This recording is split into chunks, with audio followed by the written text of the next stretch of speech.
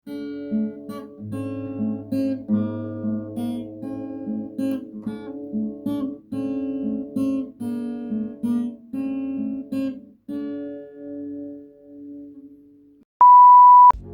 halo semuanya.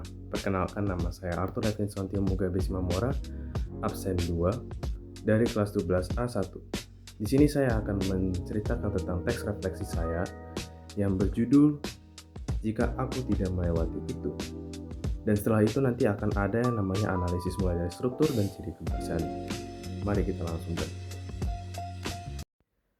Di sini saya akan membacakan teks refleksi saya yang berjudul Jika Aku Tidak Melewati Itu.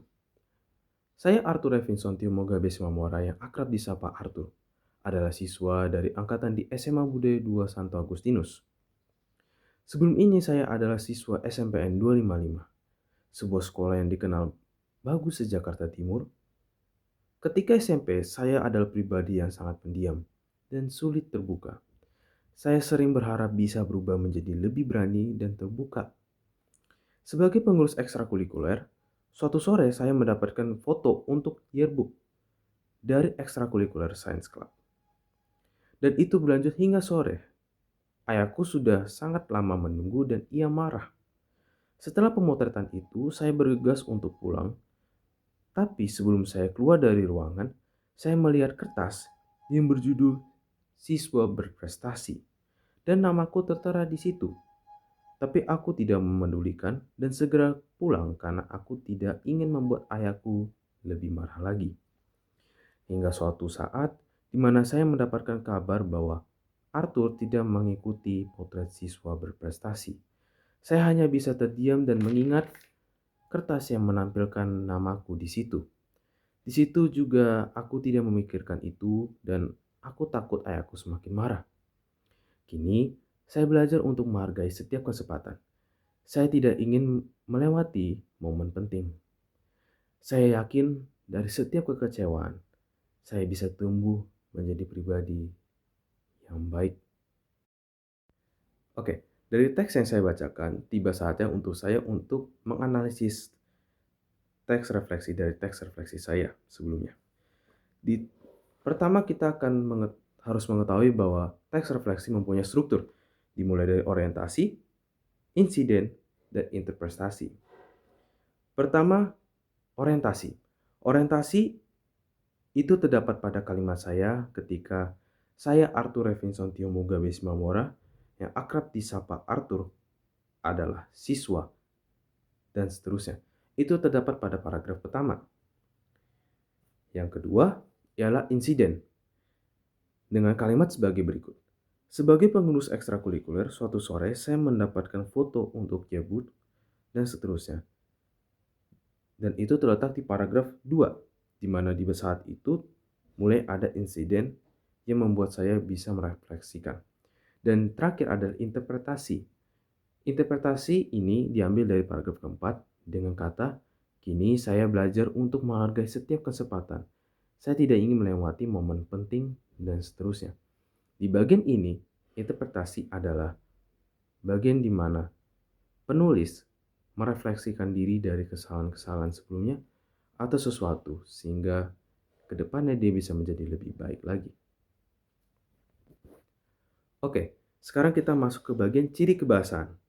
Nah, pada ciri kebahasaan teks refleksi ada 3. Pertama ada penggunaan kalimat kompleks. Kedua, ada yang namanya penggunaan konjungsi. Dan ketiga adalah penggunaan verbal. Pertama, penggunaan kalimat kompleks. Sebelum itu, kalimat kompleks adalah kalimat yang memiliki 2 struktur, sehingga unsur kalimatnya juga menjadi lebih dari 1.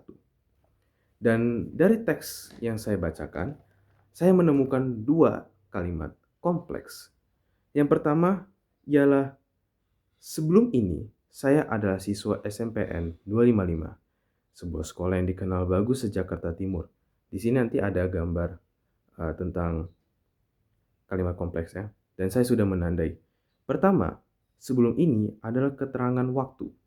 Saya itu adalah subjek, adalah predikat.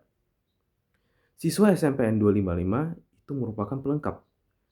Kemudian ada lagi namanya sebuah sekolah. itu adalah subjek, yang itu merupakan konjungsi, dikenal itu adalah predikat, dan bagus sejakarta timur itu adalah keterangan. Di sini juga terdapat induk kalimat dan anak kalimat. Induk kalimatnya ialah, sebelum ini saya adalah siswa SMPN 255. Dan untuk anak kalimatnya itu dimulai sebuah sekolah yang dikenal bagus se-Jakarta Timur. Untuk yang kedua, kalimat ini adalah, ketika di SMP, saya adalah pribadi yang sangat pendiam dan sulit terbuka. Ketika itu merupakan adalah konjungsi. Di SMP adalah keterangan, lebih tepatnya keterangan tempat. Kemudian saya adalah subjek, adalah predikat, pribadi yang sangat pendiam dan sulit terbuka adalah pelengkap. Apa perbedaan dari kalimat sebelumnya? Ialah terletak pada induk kalimat dan anak kalimat. Pada kalimat kedua ini, anak kalimat justru berada di depan. Dan untuk induk kalimatnya ada di belakangnya. Di mana anak kalimatnya ketika di SMP, dan induk kalimatnya adalah saya adalah pribadi yang sangat pendiam dan sulit terbuka. Lanjut sekarang ada penggunaan konjungsi.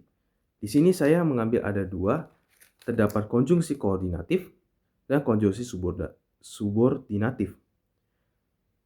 Untuk pertama konjungsi koordinatif.